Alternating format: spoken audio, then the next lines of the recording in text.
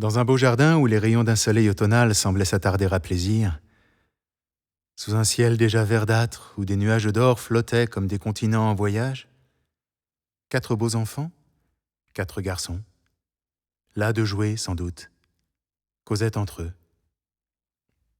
L'un disait « Hier on m'a mené au théâtre ».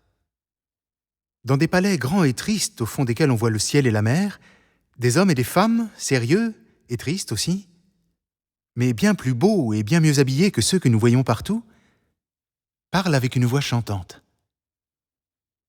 Ils se menacent, ils supplient, ils se désolent, et ils appuient aussi souvent leurs mains sur un poignard enfoncé dans leur ceinture. C'est bien beau. Les femmes sont bien plus belles et bien plus grandes que celles qui viennent nous voir à la maison. Et quoiqu'avec leurs grands yeux creux et leurs joues enflammées, elles aient l'air terribles, on ne peut pas s'empêcher de les aimer. On a peur, on a envie de pleurer, et cependant on est content. Et puis, ce qui est plus singulier, cela donne envie d'être habillé de même, de dire et de faire les mêmes choses, et de parler avec la même voix. L'un des 4 enfants qui, depuis quelques secondes, n'écoutait plus le discours de son camarade et observait avec une fixité étonnante je ne sais quel point du ciel, dit tout à coup « Regardez, regardez là-bas! Le voyez-vous? Il est assis sur ce petit nuage isolé, ce petit nuage couleur de feu qui marche doucement. Lui aussi, on dirait qu'il nous regarde. Mais qui donc? Demandèrent les autres.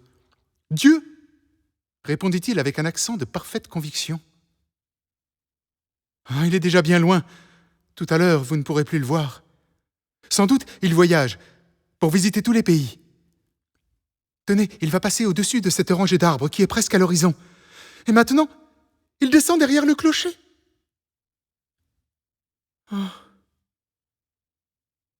On ne le voit plus. Et l'enfant resta longtemps tourné du même côté, fixant sur la ligne qui sépare la terre du ciel des yeux où brillait une inexprimable expression d'extase et de regret. Est-il bête celui-là avec son bon Dieu que lui seul peut apercevoir, dit alors le 3e, dont toute la petite personne était marquée d'une vivacité et d'une vitalité singulières. Moi, je vais vous raconter comment il m'est arrivé quelque chose qui ne vous est jamais arrivé et qui est un peu plus intéressant que votre théâtre et vos nuages.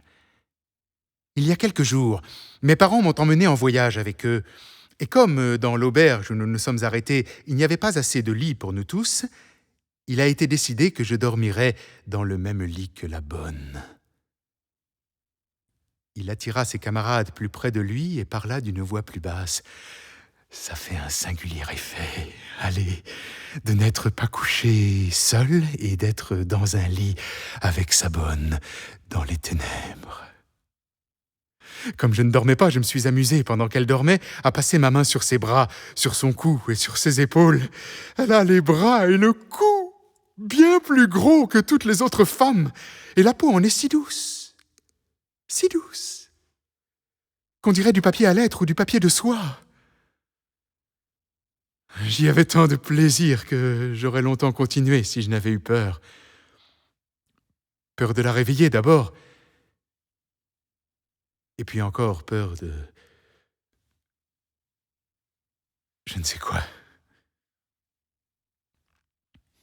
Ensuite, j'ai fourré ma tête dans ses cheveux qui pendaient dans son dos épais comme une crinière et... ils sentaient aussi bon, je vous assure, que les fleurs du jardin à cette heure-ci. Essayez quand vous pourrez d'en faire autant que moi. Et vous verrez. Le jeune auteur de cette prodigieuse révélation avait, en faisant son récit, les yeux écarquillés par une sorte de stupéfaction de ce qu'il éprouvait encore, et les rayons du soleil couchant, en glissant à travers les boucles rousses de sa chevelure ébouriffée, y allumaient comme une auréole sulfureuse de passion. Il était facile de deviner que celui-là ne perdrait pas sa vie à chercher la divinité dans les nuées et qu'il la trouverait fréquemment ailleurs. Enfin, le 4e dit « Vous savez que je ne m'amuse guère à la maison. On ne me mène jamais au spectacle. Mon tuteur est trop avare. Dieu ne s'occupe pas de moi et de mon ennui, et je n'ai pas une belle bonne pour me dorloter.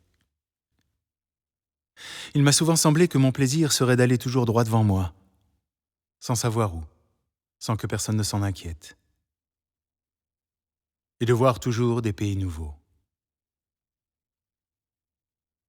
Je ne suis jamais bien nulle part, et je crois toujours que je serais mieux ailleurs que là où je suis. Eh bien, j'ai vu à la dernière foire du village voisin 3 hommes qui vivent comme je voudrais vivre.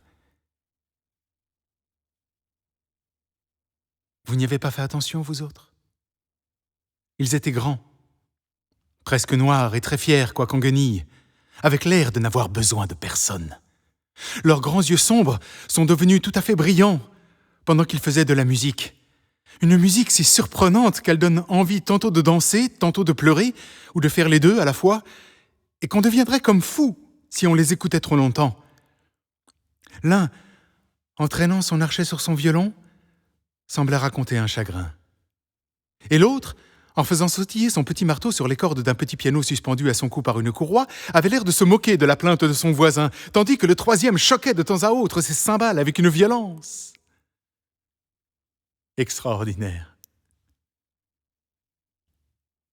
Ils étaient si contents d'eux-mêmes qu'ils ont continué à jouer leur musique de sauvage même après que la foule s'est dispersée. Enfin, ils ont ramassé leurs sous, ont chargé leurs bagages sur leur dos et ils sont partis. Moi, voulant savoir où ils demeuraient, je les ai suivis de loin jusqu'au bord de la forêt, où j'ai compris seulement alors qu'ils ne demeuraient nulle part. Alors l'un a dit, faut-il déployer la tente ? Ma foi non, a répondu l'autre, il fait une si belle nuit.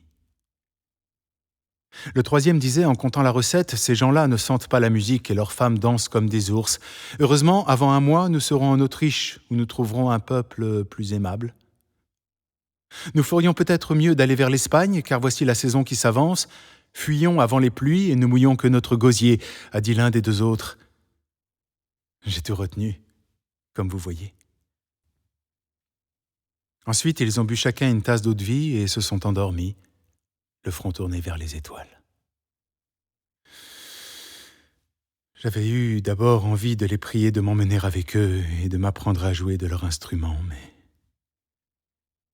je n'ai pas osé. Sans doute parce qu'il est toujours très difficile de se décider à n'importe quoi. Et aussi parce que j'avais peur d'être rattrapé avant d'être hors de France. L'air peu intéressé des 3 autres camarades me donna à penser que ce petit était déjà un incompris. Je le regardais attentivement.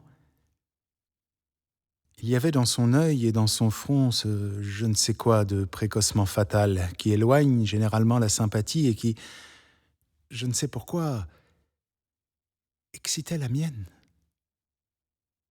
Au point que j'eus un instant l'idée bizarre que je pouvais avoir un frère, à moi-même inconnu. Le soleil s'était couché. La nuit solennelle avait pris place. Les enfants se séparèrent, chacun allant à son insu selon les circonstances et les hasards. Mûrir sa destinée, scandaliser ses proches et graviter vers la gloire ou vers le déshonneur.